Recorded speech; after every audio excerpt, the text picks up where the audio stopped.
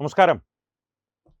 Muhammad Zubair Alt ന്യൂസിൻ്റെ ഇപ്പോൾ കുറച്ചു കാലമായിട്ട് പുള്ളി ഒന്ന് പതുങ്ങിയിരിക്കുകയായിരുന്നു. കാരണം പുള്ളിയുടെ പേരിൽ നിരവധി കേസുകളുണ്ട്. ഈ ഫാക്ട് ചെക്കർ എന്നാണ് പറയുന്നത്. വ്യാജ വാർത്തകൾ കണ്ടുപിടിച്ച് ജനങ്ങളെ അറിയിക്കുന്ന തൊഴിലാണ് തൻ്റെ ട്വിറ്റർ ഹാൻഡിലും മറ്റ് സാമൂഹ്യ മാധ്യമങ്ങളുമായ ഓൾട്ട് മീഡിയ ചെയ്യുന്നത്, ALT മീഡിയ ചെയ്യുന്നത് എന്നാണ് മുഹമ്മദ് സുബൈറും അദ്ദേഹത്തിൻ്റെ പങ്കാളികളും അവകാശപ്പെടുന്നത്. പക്ഷേ ഈ ഫാക്ട് ചെക്കർ എന്ന് പറയുന്നത് തന്നെ ഒരു ഫേക്ക് ന്യൂസിൻ്റെ, ഈ വ്യാജ വാർത്തകൾ പരത്തുന്നതും ഈ അടിസ്ഥാനപരമായിട്ട് RSS BJP അനുഭാവികളെ, ശക്തരായിട്ടുള്ള നല്ല ജനസ്വാധീനമുള്ള, അത് സാമൂഹ്യ മാധ്യമങ്ങളിലായാലും പൊതുമണ്ഡലങ്ങളിലായാലും സ്വാധീനമുള്ള കുറച്ചൊരു പ്രചാരം നേടുന്ന ആളുകളെ ഏതെങ്കിലും തരത്തിൽ ഉപദ്രവിക്കുക, അവരുടെ സ്വകാര്യ വിവരങ്ങൾ പരസ്യമാക്കി അവരെ ആക്രമണത്തിന് വിധേയരാക്കുവാൻ ശ്രമിക്കുക. ഇത്തരത്തിലുള്ള സത്പ്രവർത്തികൾ കാരണം നിരവധി പോലീസ് കേസുകൾ ഇയാളുടെ പേരിലുണ്ട്. തമിഴ്നാട്ടിൽ സ്റ്റാലിൻ സർക്കാർ ഉണ്ടായിരുന്ന സമയത്ത് തമിഴ്നാട് ഒരു സുരക്ഷിത താവളമായിരുന്നു. ബാംഗ്ലൂർ ആണ് ഇയാളുടെ ആസ്ഥാനം. പക്ഷേ എന്നാലും കുറച്ചു കാലമായിട്ട് ആൾ മൗനത്തിലായിരുന്നു. പക്ഷേ ഇപ്പോൾ വീണ്ടും ആൾ മാളത്തിൽ നിന്ന് പുറത്തിറങ്ങിയിട്ടുണ്ട്. പുറത്തിറങ്ങിയത് ഒരു വീഡിയോയുമായിട്ടാണ്. ഭാരതീയ റെയിൽവേയുടെ ഒരു ട്രെയിനിൻ്റെ കമ്പാർട്ട്മെൻറ്റിൽ ഒരു രുദ്രപൂജ നടക്കുന്നു. രുദ്രപൂജ നടക്കുമ്പോൾ ഇയാൾ ആ വീഡിയോ പുറത്തുവിട്ടിട്ട് ട്രെയിനിനെ അമ്പലമാക്കി മാറ്റി. ഇത് സത്യത്തിൽ സുരക്ഷയ്ക്ക് അപകടമല്ലേ? കാരണം പൂജയൊക്കെ ചെയ്യുമ്പോൾ തീയൊക്കെ ഉണ്ടാവില്ലേ? അത് തീപിടുത്തത്തിന് കാരണമാകില്ലേ? വലിയ അപകടങ്ങൾ ഉണ്ടാക്കില്ലേ എന്നുള്ളൊരു ചോദ്യം ഇയാൾ ഉയർത്തിവിട്ടു. അത് ഈ പറയുന്നത് പോലെ ഇടത് ജിഹാദി ആവാസ വ്യവസ്ഥയെ ഏറ്റെടുത്ത് വലിയ ബഹളമായിരുന്നു. പക്ഷേ ഈ മുഹമ്മദ് സുബൈർ അറിവില്ലായ്മ അല്ല. കാരണം അയാൾക്ക് കൃത്യമായിട്ട് അറിയാം എന്താണ് അവിടെ സംഭവിക്കുന്നതെന്ന്. അയാൾ മറച്ചു വെച്ചൊരു വിവരമുണ്ട്. ആ വിവരം ഞാൻ പ്രേക്ഷകരുമായിട്ട് പങ്കുവയ്ക്കാം. ഇതിൻ്റെ ചിത്രങ്ങളും വീഡിയോയും ഒന്ന് കാണാം. നമുക്ക് ആദ്യം ചിത്രങ്ങൾ കാണാം, വീഡിയോ പുറകെ കാണിക്കാം. അപ്പോൾ ഇതിൻ്റെ ഒരു പ്രശ്നമെന്ന് പറഞ്ഞു കഴിഞ്ഞാൽ, ഈ പൂജ നടക്കുന്ന, ഈ ചിത്രങ്ങളിൽ കണ്ട പൂജ നടക്കുന്ന ട്രെയിൻ അതൊരു പൊതു സഞ്ചാര മാർഗമല്ല. അതായത് നമ്മുടെ ജനശതാബ്ദിയൊക്കെ പോലുള്ളൊരു ട്രെയിൻ അല്ലത്. അത് സ്വകാര്യമായി നമുക്ക് ബുക്ക് ചെയ്യാവുന്ന, റെയിൽവേയുടെ ഒരു IRCTC വഴിയൊക്കെ ബുക്ക് ചെയ്യാവുന്ന ഒരു സംവിധാനമുണ്ട്. പ്രൈവറ്റ് സലൂൺ എന്ന് പറയും, റെയിൽവേയുടെ ഒരു സംവിധാനമാണ്. ഇതുപോലെ ഈ ചിത്രത്തിൽ കണ്ടതുപോലൊരു സംവിധാനം നമുക്ക് സ്വകാര്യമായി ബുക്ക് ചെയ്യണമെങ്കിൽ 3 ലക്ഷം രൂപയ്ക്ക് മുകളിൽ നമ്മൾ കൊടുക്കണം, റെയിൽവേക്ക് നൽകണം. എന്നാൽ മാത്രമേ ഇത്തരത്തിലൊരു സംവിധാനം നമുക്ക് നേടിയെടുക്കുവാൻ സാധിക്കുകയുള്ളൂ, അല്ലെങ്കിൽ ഉപയോഗപ്രദമാക്കുവാൻ സാധിക്കുകയുള്ളൂ. ഇനി പൂജ നടക്കുന്നത്, ഇത്തരത്തിലുള്ള പൂജകൾ നടക്കുന്നതിന് മുൻകൂർ അനുവാദം വാങ്ങണം. അതിന് ചില നിയമങ്ങളുമുണ്ട്. ആ നിയമങ്ങളെല്ലാം പാലിച്ച് മാത്രമേ അത്തരത്തിലുള്ള എന്തെങ്കിലും ഒരു സംരംഭം നമുക്കതിൻ്റെ ഉള്ളിൽ ചെയ്യുവാൻ സാധിക്കുകയുള്ളൂ. ഇത്തരത്തിൽ ഇപ്പോൾ കണ്ട പൂജയുടെ രുദ്രപൂജയാണ് അവിടെ നടക്കുന്നത്. രുദ്രപൂജയിൽ ഹവനമോ വിളക്ക് കത്തിക്കലോ ഒന്നുമില്ല. പ്രധാനമായിട്ട് ശിവലിംഗത്തിൽ പാലും നെയ്യും ജലവും പുഷ്പങ്ങളും അഭിഷേകം ചെയ്യുക, ചാർത്തുക, അതാണ് രുദ്രപൂജയുടെ ഒരു വിധി. മന്ത്രങ്ങളാണ് പ്രധാനമായിട്ടും രുദ്രപൂജയുടെ ആചാരം അല്ലെങ്കിൽ വിധി. അതാണ് അവിടെ നടക്കുന്നത്. അഗ്നി ഇല്ല അവിടെ. വിളക്കായിട്ടോ അല്ലെങ്കിൽ ഹോമകുണ്ഡമായിട്ടോ അഗ്നി ഒരു കണിക പോലും ഈ പൂജയിൽ ഉൾപ്പെടുന്നില്ല. അതാണ് ഈ റെയിൽവേയിൽ നടക്കുന്നത്. ഇപ്പോൾ ആലോചിച്ച് നോക്കൂ, ഇത്തരത്തിലുള്ളൊരു വീഡിയോ ലഭിച്ച ഉടനെ ട്രെയിനിൻ്റെ അകത്ത് അമ്പലം പോലെ പൂജ നടക്കുന്നു, ഇത് അപകടകരമായിട്ടുള്ളൊരു കാര്യമാണ് എന്നുള്ളൊരു വാർത്ത പടച്ചുവിട്ട ഇവരുടെ ഉദ്ദേശം എന്താണ്? കൃത്യമായിട്ട് നോർത്തേൺ റെയിൽവേയുടെ ഒരു കീഴിലുള്ള പ്രൈവറ്റ് സലൂണിലാണ് ഈ പൂജ നടക്കുന്നത്. നോർത്തേൺ റെയിൽവേ തന്നെ കൃത്യമായിട്ടൊരു വിശദീകരണം നൽകിയിട്ടുണ്ട്. എല്ലാ സുരക്ഷാ മാനദണ്ഡങ്ങളും പാലിച്ചാണ്, മുൻകൂർ അനുമതിയോടുകൂടിയാണ് ഈ പൂജ നടന്നിരിക്കുന്നത്. ഇത് യാതൊരു തരത്തിലും അപകടകരമായിട്ടുള്ളൊരു പ്രവൃത്തി അല്ലായിരുന്നു. കൃത്യമായിട്ട് ബുക്ക് ചെയ്ത് ആ സലൂൺ ഉപയോഗപ്രദമാക്കുവാനായി വാങ്ങി, അല്ലെങ്കിൽ സലൂൺ വാടകയ്ക്കെടുത്താണ് അവർ ആ പൂജ ചെയ്യുന്നത്. ആ പൂജകൾ എല്ലാം മാനദണ്ഡങ്ങൾ അനുസരിച്ചാണ്, റെയിൽവേയുടെ മാർഗനിർദ്ദേശങ്ങൾ അനുസരിച്ചാണ് അതിനുള്ളിൽ നടക്കുന്നത്. അത്രയും ഒരു ഭാഗത്ത്. ഇനി ഒരു മറുവശത്തുള്ള കാര്യങ്ങൾ ആലോചിച്ച് നോക്കൂ. പലപ്പോഴായിട്ട് നിങ്ങൾ വീഡിയോ കണ്ടിട്ടുണ്ടാകും. പാസഞ്ചർ ട്രെയിൻ, മുംബൈയിലൊക്കെ പോകുന്ന ആളുകൾ തിങ്ങി നിറഞ്ഞ പാസഞ്ചർ ട്രെയിനിൻ്റെ 2 വരി സീറ്റുകളുടെ ഇടയിലുള്ള ചെറിയ ഇടുങ്ങിയ പാതയിൽ നിരന്നു നിന്ന് നിസ്കരിക്കുന്ന ആളുകളെ, പൊതു നിരത്തുകൾ തടസ്സമുണ്ടാക്കിക്കൊണ്ട്, ഗതാഗതത്തിനും ആൾ സഞ്ചാരത്തിനും തടസ്സമുണ്ടാക്കിക്കൊണ്ട് നിരന്ന് നിന്ന് നിസ്കരിക്കുന്ന ആളുകൾ, എയർപോർട്ടിലായാലും റെയിൽവേ സ്റ്റേഷനിലായാലും എവിടെയായാലും വാഹനത്തിൻ്റെ മുകളിലായാലും ഒക്കെ കയറി നിന്ന് നിസ്കരിക്കുന്നവർ, അവരത്തരത്തിലുള്ള ഒരു തടസ്സങ്ങൾ പൊതുശല്യമായി അവരുടെ ഒരു പ്രാർത്ഥന അല്ലെങ്കിൽ ആചാരം നമ്മുടെ മുമ്പിൽ പ്രകടിപ്പിക്കുമ്പോൾ ഈ മുഹമ്മദ് സുബൈറിനെ പോലുള്ളവർ നിശബ്ദരായിരിക്കും. ഈ മുഹമ്മദ് സുബൈറിനെ പോലുള്ളവർ പടച്ചുവിടുന്ന BJPയോ അല്ലെങ്കിൽ RSSനെയോ ആക്രമിക്കാൻ ഉപയോഗിക്കാവുന്ന തരത്തിലുള്ള വ്യാജ വാർത്തകൾ ഏറ്റെടുക്കുന്ന ഇടത് ആവാസ വ്യവസ്ഥയുടെ ആളുകൾ ഇത് നമ്മുടെ രാജ്യത്തിൻ്റെ മതേതരത്വത്തിൻ്റെ പ്രതീകമാണ്. വടക്കോട്ടൊക്കെ പറഞ്ഞു കഴിഞ്ഞാൽ ഗംഗാ ജമുന തെഹസീബ് എന്ന് പറയും അതിന്, ഗംഗാ യമുന സംഗമം. അതൊരു വ്യാജ ഇതാണ്. യമുന എന്നുള്ളത് മുഗളന്മാരുടെ യമുനയാണെന്നാണ് പറയുന്നത്. എന്ത് മുഗളന്മാരുടെ യമുന? അത് മറ്റൊരു വ്യാജ ചരിത്രം അല്ലെങ്കിൽ ഒരു കഥ, ഒരു കള്ളക്കഥ. ഇത്തരത്തിലുള്ള ഒരു ഇരട്ടത്താപ്പ് കൃത്യമായിട്ട് ഇവരുടെയൊക്കെ ഒരു പെരുമാറ്റത്തിൽ എപ്പോഴും പ്രകടമാണ്. ഈ രുദ്രപൂജ ഒരു പ്രത്യേക പൂജ ചെയ്തത് കൊണ്ടാണോ ഇവർക്ക് പെട്ടെന്നൊരു ഹാലിളകിയത്? ഇത്തരത്തിലുള്ള ഒരു വ്യാജ വാർത്ത പ്രചരിപ്പിച്ചത്. റെയിൽവേയുടെ സുരക്ഷ മൊത്തത്തിൽ അപകടമാണ്. ഒരുപക്ഷെ ഇതിനൊരു ഗൂഢാലോചനയും കാണാം കേട്ടോ. ഇനി ഭാവിയിലൊരു കഥ ചിലപ്പോൾ ഉയർന്നു വന്നേക്കാം. ഇപ്പോൾ തന്നെ നോർത്തേൺ റെയിൽവേ ഇതിനൊരു വിശദീകരണം നൽകി ചിത്രം വ്യക്തമാക്കിയത് കൊണ്ട് ഭാഗ്യമെന്ന് പറയാം. ഒരുപക്ഷെ ഈ മുഹമ്മദ് സുബൈർ ഒരു നിസ്സാരക്കാരനായ വ്യക്തിയല്ല. കൃത്യമായിട്ടുള്ള ഫണ്ടിങ് ഏതൊക്കെയോ സ്രോതസ്സുകളിൽ നിന്ന് വന്ന് ഭീകരവാദികൾക്ക് വേണ്ടി ഭാരതത്തിൽ അക്ഷീണം പ്രവർത്തിക്കുന്ന ഒരു ജിഹാദി തന്നെയാണ് മുഹമ്മദ് സുബൈർ. ഈ മുഹമ്മദ് സുബൈറിനെ പോലുള്ളവരുടെ ഇത്തരത്തിലുള്ള ഒരു ചിത്രം പെട്ടെന്ന് അല്ലെങ്കിൽ ഒരു വീഡിയോ പെട്ടെന്ന് വൈറലാക്കുന്നതിൻ്റെ പിന്നിലുള്ളൊരു ഗൂഢോദ്ദേശം, നാളെ ഇതാരും ചലഞ്ച് ചെയ്യാതെ മുന്നോട്ട് പോയാൽ, ആരും ഇതിനെ ചോദ്യം ചെയ്യാതെ അല്ലെങ്കിൽ ഈ വ്യാജ വാർത്താ പ്രചരണം ചോദ്യം ചെയ്യപ്പെടാതെ മുന്നോട്ട് പോയാൽ അടുത്ത ഘട്ടം, ഈ പ്രചരണത്തിൻ്റെ അടുത്ത ഘട്ടം ഒരുപക്ഷെ ഇത്തരത്തിലുള്ള എന്തെങ്കിലും പൂജകൾ നടന്നതുകൊണ്ടായിരിക്കും ഗോദ്രയിൽ തീവണ്ടിക്ക് തീ പിടിച്ചത്. കാരണം ഗോദ്രയിൽ തീവണ്ടിയിൽ മരിച്ചവരെല്ലാം രാമജന്മഭൂമിയിൽ നിന്ന് മടങ്ങി വരികയായിരുന്നല്ലോ. അപ്പോൾ അവർ സ്വാഭാവികമായും ട്രെയിനിൻ്റെ അകത്ത് വെച്ച് എന്തെങ്കിലും സുരക്ഷാ മാനദണ്ഡങ്ങൾക്ക് വിരുദ്ധമായിട്ടുള്ള പൂജകൾ ചെയ്തിട്ടുണ്ടാകാം എന്നൊരു കഥ പടച്ചുവിടും. കാരണം ഇപ്പോൾ പലപ്പോഴായിട്ട് അവരുടെ ഈ ആഖ്യാനങ്ങളെല്ലാം ചോദ്യം ചെയ്യപ്പെടുന്നുണ്ട്. ഗുജറാത്ത് ഗർഭിണി ഭ്രൂണം ശൂലം എന്ന് പറയുമ്പോൾ ഗോദ്ര എന്ന ക്രിയയില്ലായിരുന്നെങ്കിൽ ഗുജറാത്ത് എന്ന പ്രതിക്രിയ ഉണ്ടാകില്ലായിരുന്നു എന്ന് ശുദ്ധമായും വ്യക്തമായും ആളുകൾ തിരിച്ചു പറഞ്ഞു തുടങ്ങി. അതായത് സന്ദേഹത്തിനിടയില്ലാത്ത വിധം നരേന്ദ്രമോദിജി തന്നെ പറഞ്ഞിട്ടുണ്ട്, ഗോദ്ര എന്ന ക്രിയ ഉണ്ടാകാൻ പാടില്ലായിരുന്നു, അതുകൊണ്ടുണ്ടായ ഗുജറാത്ത് എന്ന പ്രതിക്രിയയും ഉണ്ടാകാൻ പാടില്ലായിരുന്നു. ക്രിയയില്ലായിരുന്നെങ്കിൽ പ്രതിക്രിയ ഉണ്ടാകുമായിരുന്നില്ല എന്ന് വ്യക്തമായി അദ്ദേഹം പറഞ്ഞിട്ടുണ്ട് പണ്ടേ തന്നെ.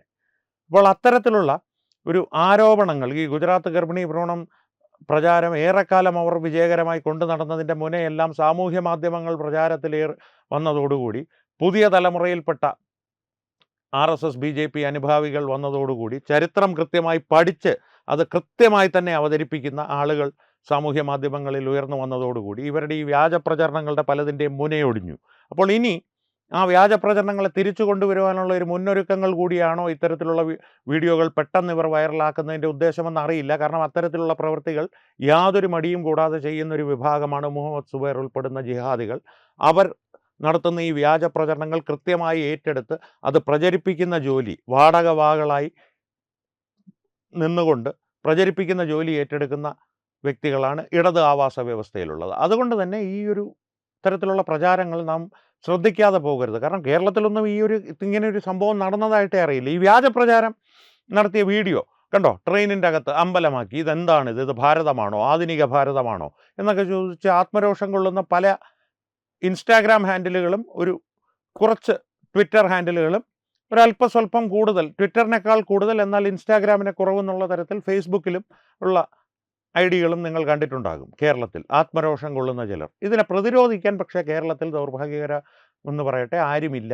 കാരണം ഇതിൻ്റെ ഒരു സത്യാവസ്ഥ അന്വേഷിക്കാൻ വളരെ എളുപ്പമാണ്. ഈ സത്യാവസ്ഥ അന്വേഷിക്കാൻ കാരണം നോർത്തേൺ റെയിൽവേ ഔദ്യോഗികമായിട്ട് വിശദീകരണം ഇറക്കിയ പശ്ചാത്തലത്തിൽ അതിൻ്റെ പിന്നിലേക്ക് ഒരല്പം ആ ചരട് പിടിച്ചൊന്ന് പിന്നിലേക്ക് സഞ്ചരിക്കുവാൻ ഇന്നത്തെ സാമൂഹ്യ മാധ്യമങ്ങൾ ഇത്രയും വിരൽത്തുമ്പിലുള്ള കാലത്ത് ആർക്കും ഒരു ബുദ്ധിമുട്ടുമില്ല. പക്ഷേ നമ്മുടെ നാട്ടിൽ ദൗർഭാഗ്യകരമെന്ന് പറയട്ടെ ഇതിൽ ഈ ആത്മരോഷം കൊള്ളുന്നവരെ നോക്കിയേ അയ്യോ അങ്ങനെ ചെയ്യാൻ പാടില്ലായിരുന്നു എന്നൊരു ചിന്ത മനസ്സിലേക്ക് എടുത്തണിയുന്ന ആളുകളാണ് കേരളത്തിൽ കൂടുതൽ. പക്ഷേ ഉത്തരേന്ത്യയിൽ അങ്ങനെയല്ല. കൃത്യമായിട്ടുള്ള മറുപടികൾ ഇത്തരത്തിലുള്ള വ്യാജ പ്രചരണങ്ങളുടെ മുനയൊടിക്കുക എന്ന് മാത്രമല്ല പിടിയും അലകും എല്ലാം ഒടിച്ച് ഉരുക്കി കയ്യിൽ കൊടുക്കുന്ന ആളുകൾ ഉത്തരേന്ത്യയിലുണ്ട്. അങ്ങനെ തന്നെയാണ് ഈ പ്രചാരണത്തിൻ്റെ മുനയൊടിഞ്ഞതും. ഈ വിഷയം നിങ്ങളുമായിട്ട് ഇപ്പോൾ ഒന്ന് പങ്കുവച്ചത് കാരണം കേരളത്തിലും ഇത്തരത്തിലുള്ള വാർത്തകൾ പലത് പ്രചരിക്കാറുണ്ട്. ഇതിൻ്റെ ഒരു പൂജയെ സംബന്ധിച്ചതല്ല. തിരുവനന്തപുരത്ത് ഒരു പെൺകുട്ടി ഒരു സന്യാസിയുടെ ലൈംഗികാവയവം ഛേദിച്ചു, അല്ലെങ്കിൽ ലിംഗം ഛേദിച്ചു. ആദ്യം വന്ന വാർത്ത എന്താണ്? സന്യാസി ആ പെൺകുട്ടിയെ ബലാത്സംഗം ചെയ്യുവാൻ ശ്രമിച്ചു.